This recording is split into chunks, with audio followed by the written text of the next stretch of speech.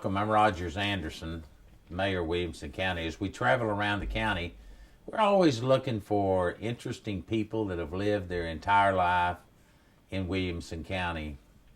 And through the efforts of Fred Bennett, one of our Williamson County detectives here in Williamson County, he mentioned the names of Lloyd and Frances Linton, that they've been here their entire life, raised here, born here.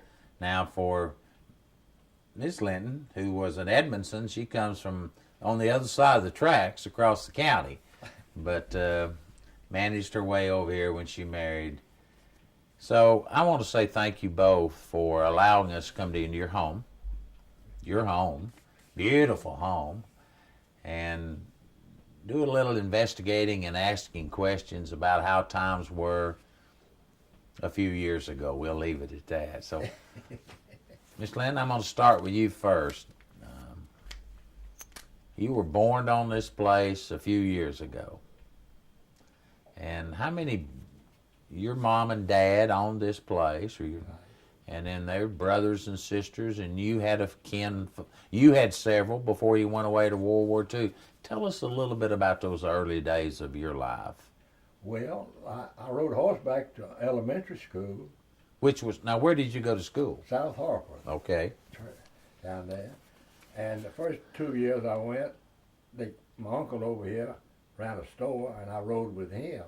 But after the first 2 years, I had to ride horseback. And 2 miles down there, Mother made a satchel so I could sit across the book, books on each side, across there.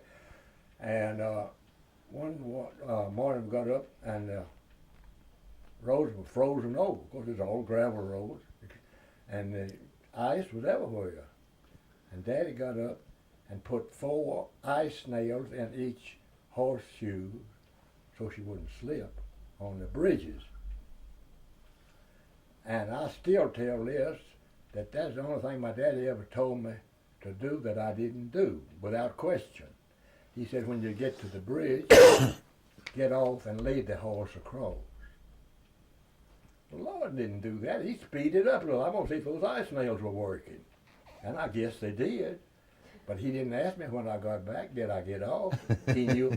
I think he knew. Thought he did. And I sort of regret that, because I didn't talk back to him and everything. And Dad finished up 8th grade down there, and then went to high school.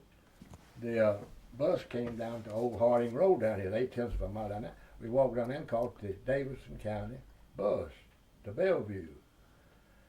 And I had 2 cousins that live over here in Williamson County, just right across the line. And I was thinking about this the other day. I think I know they had to pay. There was 2 sisters. And I don't know whether it was $10 a piece or $5 individually. And I don't know whether it was to ride the bus or to go to Davidson County. I think they had to pay to go to Davidson County, as I remember, but I'm not sure on that. So you finished up the high school in 38. In 1938. Right. And then we had our Second World War that came along in the early 40s. Right. And you got drafted. From the volunteer state. From the volunteer state. That's right. And you went to, take me through that journey. Well, I went to Fort Oglethorpe, Georgia, the first leg of the way. And I went in down there, and they were the nicest bunch of, I call them Yankees, that I've ever been with. And I was with some of them for 4 years. They were as nice to me. We've always kind of made fun of them just for something to talk about, I reckon. But they were nice to me. And when I went in the tent there was change and keys and knives in all the 4 tents. But as I went in. But that didn't last long. They trusted the people. They wanted. But that didn't last long. That's why we had to put up everything that was loose, And we started up, and going on the latter part of 41, going up the East Coast. We didn't know where we were going to, the whole outfit. Now the war was going on by this time. No. Oh, it wasn't. It Okay. wasn't going on. And it was in February the 7th of 41. Everybody got up Sunday morning excited. Pearl Harbor had been bombed. Didn't excite me a bit in the world. I never heard of Pearl Harbor. But anyhow, I learned it later. But we went on up and stayed at Newport, Rhode Island for about a year more. Coast Guard, more or less, what it was intended to be. And we left there and went back to Long Island, stayed there a while. Then they put us on a train. We didn't know where we were going. Cross country. And of course, I worked in, I don't know how I got it, but I worked in the kitchen. I was fortunate. I had to drive a kitchen truck and work on the gas stoves and do the and kept the cooking and everything. And we got on a Liberty ship in San Francisco. I've never been across the Golden Gate Bridge, but I've been under it. So we didn't know where. There was 1,200 of us got on a little Liberty ship, and took us 12 days to reach our destination. Our destination was Pearl Harbor. I never was as sick in my life as I was those first 3 or 4 days. I thought I'd die, and the rest of them I was hoping I would. I'd salt water, I had plenty of company. I was sick. And we stayed there about a year. And it was, of course, the weather was ideal and nice. And then, cause like I say, we went from there to Guam. And from Guam we went to Saipan. And we were on Saipan when the war ended. Mm-hmm. And of course, and they gave us all our ammunition to fire. Instead of saving it and sending it back, we just shooting up any target we could rock. And I think I was the only one in the bunch that didn't smoke, but I saw boys light the cigarettes off of the barrels of the rifles. They just run them, but they let us shoot them. Well, it was during that period of time during World War II that somebody encouraged you to write a letter back home to a girl. You know, that's coming back to me now a little bit. That was Christmas of 44. My cousin said, you ought to write, of course I'd met Frances at Lipscomb and seen her with parted and played it, but she's just Frances, that's all. And I wrote her. And like I said, it was free writing then. I just did the work, so I did, and she responded pretty quick. And as time went on, they got thicker and thicker, the letters, and we wrote to her, and we went on to Guam and wrote her again, and went back to Saipan. Of course, a little delay there in transportation, but anyhow, she kept writing. And when I came home, the last of November of 45, I called her. Well, that was probably smart. I thought it was. And I made a date with her for that Sunday afternoon. Well, I got lost going over there on Concord Road. There's ruts deep as you're knee deep and everything, but I got there all right. And looked like things looked pretty good when I got there. And I don't think we've missed a Sunday or a holiday or anything since then. We haven't been together for very, very few times the rest of that time. And if I had it to go over again, I'd do the same thing again. All right, now that's his story. You want to change any of that at all? No, he told it pretty good. Well, now, talk to us a little bit. I'll let him get his breath. You were in Edmondson. Yes. Born over in the, what we know now is the governor's area. Yeah. And you had a couple of sisters, one sister. I had a brother. Brother. Yeah. And he married a Giles. Giles, and they're still they're still over not too far from that area. They live in the Governor's Club. Very nice area over there now. Yeah. So you traveled over here after you got back from the war, and apparently he must have told some stories to get you to marry him, and he came over here, and you all have made your home here the entire time. Yeah. Lived 25 years in the log house before we moved down here. And you had the one daughter, Yes. and you've got a couple of grandchildren, I know. 2 grandboys. Not proud of them at all, are you? Not much. And then 3 great-grandchildren. My younger grandson, who is a doctor in Jackson, Tennessee. Now, before we went on the cameras, you were talking about you went to Lipscomb, and I learned something, that you were a teacher, and you had a Permanent certificate, teacher permanent certificate. teaching certificate. Now, to people that don't understand that, if your daughter was a teacher and my late wife was a teacher, they had a certificate, and you have to go back and get that renewed. Renewed. You don't have to do that. No, I never did. So if we get short on teachers in Williamson County, we could call on you, and you could To fill in. you could enter into that. Yes. That's amazing. Your whole life after the service, you came back, you started your family, you worked here in the area. Worked here on the farm with mules until '49 when we got the first tractor. You couldn't get tractors on the cat bag. I put in a place in Franklin and Nashville too, but I got one out of Franklin. Mr. Ivan Harrison was the international dealer.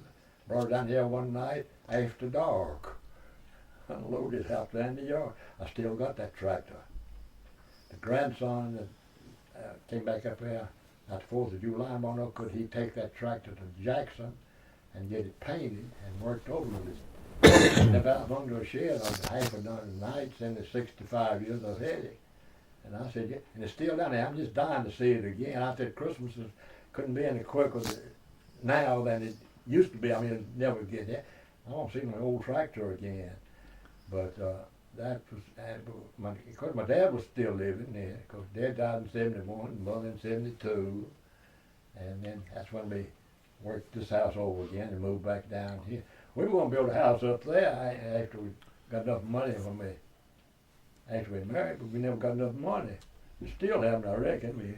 This was already built, and we. Well, you farmed and you raised a garden, and I'm sure you canned a lot of those things in those days, and it's no different than when I was growing up as a boy. You kind of had to raise the food that you're going to eat during the winter time because they didn't have grocery stores like Kroger's and Publix like they do today. If we ate out, it was a treat then, sure enough. Yeah, I remember, I'm sure you all do too. I was from Knoxville area, outside of Knoxville, and we would travel back down to Middle Tennessee to see my mother's mother and my daddy's mother. And Mom would pack a sandwich. She might have some chicken she'd cooked the day before and put it in something, and we'd pull over on the side of the road and eat peanut butter and an old chicken. And while that was as good as going to any restaurant when you was a boy growing up. That's right. And you know, this kind of changes everything. But now it's still the best eating with that. I think, and you get tired of eating out in these restaurants eventually, because I still like to, because Frances is not able to cook like she used to. But that home cooking stuff was mighty good. What, it'd be natural. People will watch this show and they'll want to know. The first question they want to know is, how have you all maintained the ability to still move around? We've all got body parts that just get worn out. But how in all these years, apparently you had some good genes, both of you, but your minds are still sharp. You're having a conversation today, just like talking about things of yesterday and today, just like there was. What do you contribute that to? Well, I don't really have an answer for that, but one thing that I think is staying active. If you stop, that's some days when it's bad weather here and I have to sit there in that chair all day, I can hardly get up and go. Mm-hmm. But after you get going, it just, and like I say, when we get up in the morning, we've always been as wide awake. I've got a grandson. It takes him till 10 o'clock to get awake after he gets up even. But that's just a difference in the custom and the difference in the build of us or something. I don't know why. You know, I'm the oldest one Lintons ever lived, as far as I know. I think eating proper food and exercising. Of course, we never smoked and things like that. I think we just lived a healthy life. But you didn't know any different. No, that's all we knew, is to do our own planning and everything. And I used to carry ham biscuit to school and swap them for light bread and bologna. Glad to do it. Pepper Bruce over here brought light bread and bologna. Well, that's the best stuff I ever ate. But Frances doesn't even let me eat too much of that now. It's got too much sodium in it. And she got a test back here the other day that she was low on sodium. I said, that's my problem, I guess. You all have been married how many years? 67 this past June. Any words of advice for a young couple coming up watching this show? Be patient and kind. And I think that'll work. As for us. That sounds reasonable enough. But know who you're marrying when you're married. Don't marry before you get out of high school or elementary or not even the same sex or whatever it is. You get a lot of ifs and ands in that. You got fat needs to be trimmed off a little. We had plenty of time to think. Well, you about all. marriage. Yeah. Because we had our careers before, teaching in the Army. You know, when you think back in the 40s, times were different. They were. Much. And I know you've got a lot of modern conveniences out here. You've got electricity now, but you said electricity didn't come along until 1946. You had your house, Dad's house. You had warm, hot water early on in life, and that was a luxury. It was a luxury. We didn't From have a spring. That's right. Free water. It still is. We got it outside here now from the spring out there. It's still get a good drink of water we get out there. Well, and you all have pretty much, for the most part, lived here, gone to church down the road probably. Yeah, that's right. Raised your daughter and sent her away to school. And when you think about it, your whole world for the last few years has just been here on this place. Those are right. That's right. Roots are deep here. Yes, sir. I suspect you want that daughter of yours to continue on here. We do. Great help to us now. See, last year we had a family reunion. Francis and Mary and Ben and I, and thought Lloyd had driven long enough. And I knew it was right. 93, anybody over 93, not the best drivers on the road. Your mind may be all right, but your reflexes are different, your eyes are different, your hearing's different. So I haven't driven. And that makes me feel like I'm tired almost. I've been driving since I was 10 years old by myself. Daddy had a 24 model Dodge, and he'd send me down to the store to get nails if he was busy doing something or something else. Of course, my uncle was riding it, and everybody on the road knew me, gave me the road if he saw me coming, and so it just a different ballgame. Well, it sounds like to me maybe it's time for you to go back to a mule or horse again. We may go to that. I've got 2 donkeys now. We've got about 2 or 3 minutes left in the show that we're taping, And again, I want to say thank you for both of you for just sharing a little bit about Williamson County. And I know that we could make this show an hour and a half or two. We won't do that. But I'm sure there's something that you'd like to say that I haven't had an opportunity to touch on, both of you. That maybe there's something special that's in your life that you'd like to say this morning. They're usually things I just don't get around to asking. Well, as I see it, the best improvement I've seen in Williamson County is the roads and the education system. Now, we used to sort of think Williamson County didn't have the best schools. They had, I guess it was good, I don't know. Somebody just tell you something, you believe it, and you know. But we used to have poorest roads. When we went to Franklin, we'd go back over to Pasco and go around the Hillsborough Pike. So rough couldn't get up this way. Yeah. And that's a great improvement now. We like to come up, we call this the scenic drive going to Franklin now. Anything that I might have overlooked and Well, just the Lord's been good to us and kept us this long, and we enjoyed life and living and doing things that we did. Now you said something before we went on air. You wouldn't change a thing. I would say that. Not well. Yeah, I didn't say she said it. You said it. Right. She might change something. She might, but I was well pleased. Well, my daddy always said if you're going to buy a piece of machinery, buy something that somebody in the neighborhood has something like. Sort of. And her daddy farmed, and my daddy farmed, and we had a lot in common. Cause she was afraid of mules, but I never was. I still liked them, you know. But she had to go through the lot where the mules were, and they'd run her sometimes, and so got her excited. But anyhow, find out what people have, some similar aspects of things, and just, and everything doesn't have to go like you like it all the time. Now it's just not natural for that. We weren't intended.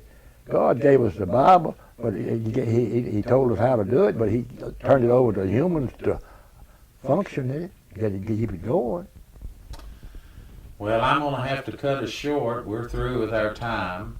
Well. And I've enjoyed it. You all are fine people. You know, I've had the opportunity to do this several times with different folks. And it's an opportunity to do it with a husband and wife. I don't get that late in life. Usually one or the other one is not around. The pleasure's been all ours. You're a fine couple, and thank you for what you all have meant to our community, although I haven't known you but a real short time. But it doesn't take long to get to know folks like you, and you're just good folks, and thank you for allowing us to do it. Come back when we don't have all the show. I will. Thank you. I'm Rogers Anderson. We're going to sign off today with a very special couple, a couple that Mr. Linton said that he'd do it again, and he was talking to his wife and about his wife. Good job. And I mean it. And you mean it. Very good. Excellent job. You're made for TV.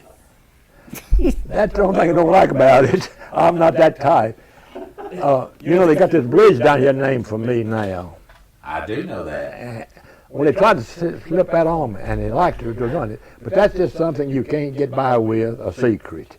If it's human, somebody's gonna squeal on it. And they used to tell on my granddaddy he could keep a secret going. And so that's when, and he got back to us. I want to see it. But anyhow, that's one of the base. To me, that I still tell him I don't have a hat that'll fit me since they put that name on the bridge down there.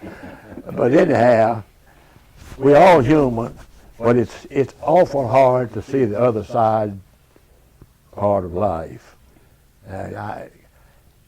You didn't speak to me this morning. Why didn't you? Well, I don't know. You may have had a fuss with somebody before you left or something. Because like I told you, I drove a school bus 28 years. Well, the superintendent at one time told us if we got up in the morning and had a fuss with a wife or didn't feel good, call in sick. I said, Mr. Turner, I never would get to go. Why you want me? I said, have a wife. He said, well, there's exceptions to all rules, you know. They're through, Lloyd. Get through. I don't get through. Amen. I may quit. Well, we thank you all.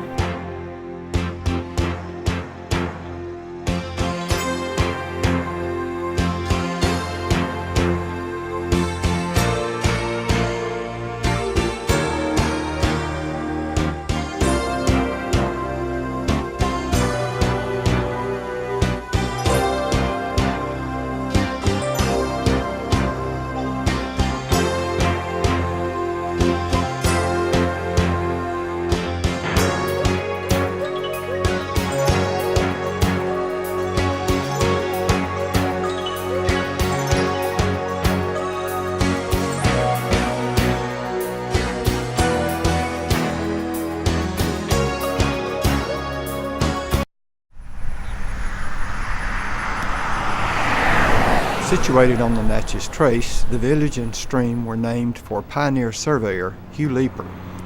Leeper's Fork had a post office from 1818 until 1918, a bank from 1912 until 1932, and a station on the 41.5-mile-long Middle Tennessee Railroad.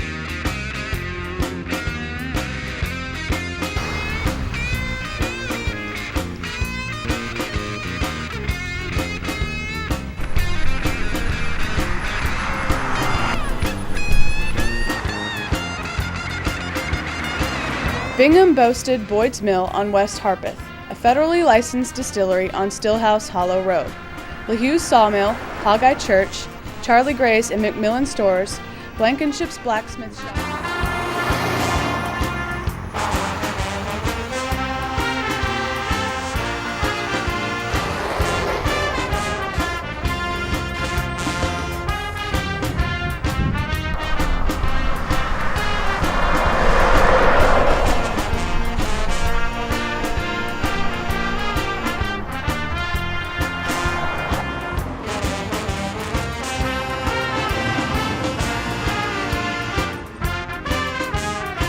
On the foundation of this house was the home of Thomas Hart Benton, whose family came from North Carolina in 1799. In 1809, he was state senator. Moving to Missouri in 1815, he became a U.S. senator.